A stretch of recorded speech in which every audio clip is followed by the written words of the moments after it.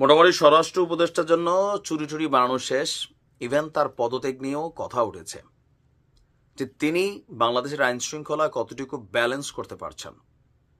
এখন তিনি কি মাঠে যান না, তিনি হচ্ছে নির্দেশ দেন। তো যারা নির্দেশ পালন করে তারা কারা? তারা হচ্ছে আমার আপনার পরিবারের খুবই সাধারণ মানুষ। আবার ক্ষমতা হাতে পায়ে অনেকে অসাধারণ হয়ে গেছিল, আর যার জেরে সারা বাংলাদেশে অনেক ঘটনা ঘটছে। ভালো মানুষ বিপদে পড়ছে, পুলিশের হাতে নির্যাতিত হয়েছে। আবার যখন জুলাই আগস্ট অভ্যুত্থান হইল, খারাপ পুলিশও মরল, ভালো পুলিশও কিন্তু বাটে পড়ে মরে গেছে। ঘটনা ঘটছে না? ঘটছে। এই যে ট্রমা, এইটার পরে আইনশৃঙ্খলা বাহিনী স্বাভাবিকভাবে মানসিকভাবে বিধ্বস্ত আছে। কোনটা করবে কোনটা করবে না, তারা কিন্তু দ্বিধাদ্বন্দ্বে ভোগে। অনেক জায়গায় প্রকৃত আসামি ধরতে গিয়ে পুলিশের উপরে হামলার শিকার হচ্ছে, আবার অনেক জায়গায় পুলিশের সামনে অন্যায় হচ্ছে, ওইখানে হাতও দিচ্ছে না। কেন? তারা জানে যে এই মুহূর্তে তারা ক্ষমতাধারী। তারা কারা? হয়তো বিএনপি, অথবা বৈষম্য বিরোধী, অথবা জাতীয় নাগরিক কমিটি। এগুলোতে এখন কেউ হাত দেয় না। আগে যেমন আওয়ামী লীগের হাত দিত না, আবার আমজনতারও পুলিশ হাত দেয় না। কেন? পুলিশের গুলি করার এই মুহূর্তে এখতিয়ার নাই। এই মুহূর্তে পুলিশের হাতে ক্ষমতা আছে জল কামান আর দুই একটা সাউন্ড গ্রেনেড, টিয়ারশেল নিক্ষেপ করতে পারে। বাট আজকে আমরা অনেকদিন পরে পুলিশকে আগের রূপে দেখতে পাইছি। কেন দেখতে পাইছি? আমাদের সুপারিশপ্রাপ্ত প্রাথমিকের শিক্ষকদের একটা নিয়োগ প্রক্রিয়া বাতিল হয়ে গেছে।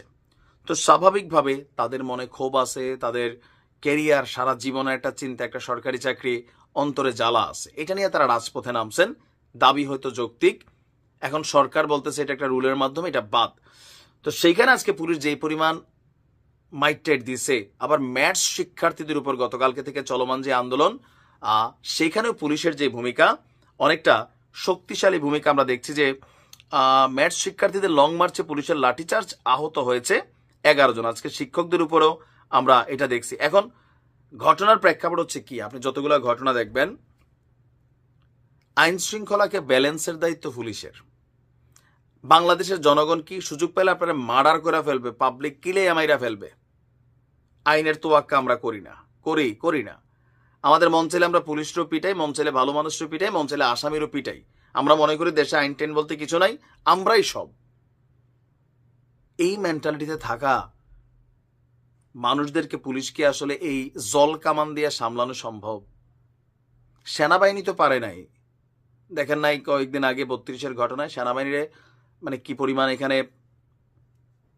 একটা ঝামেলা পোহাইতে হয়েছে। পুলিশ যখন পিটায় তখন গণমাধ্যমে নিউজ হয়, আবার যখন না পিটায় তখন পাবলিক বলে এই দেশে আইন শৃঙ্খলা নাই। আমার কাছে মনে হয় এই মুহূর্তে সবচেয়ে বেশি বাটে পড়ে আছে পুলিশ। ওদিক দিয়ে বেনজিরে কয়, পুলিশ স্ট্যাটাস দিয়ে দেখছেন তো যে 90% আওয়ামী লীগ এখনো আছে, আপনারা একত্রিত হন। আওয়ামী লীগরে বলতেছে পুলিশ আপনাদের প্রটেস্ট করবে। পড়ছেনি বেচারাটা বিপদে। আসিফ নজরুল স্যারকে 80% আছে, কোথাও গিয়া কিছু হইলে পুলিশ লীগ। তারা তো ভাই বিপদে আছে। এখন পিটাইলে বলে শিক্ষকদেরকে পিটাইছে, ছাত্রদেরকে পিটাইছে, না পিটাইলে বলে যে দেশটা অরাজকতায় মানে ভরপুর, বিশৃঙ্খল অবস্থা। আমার মনে হয় যে এই মুহূর্তে পুলিশ কিভাবে আসলে ফাংশন করবে, পুলিশ কিভাবে আইন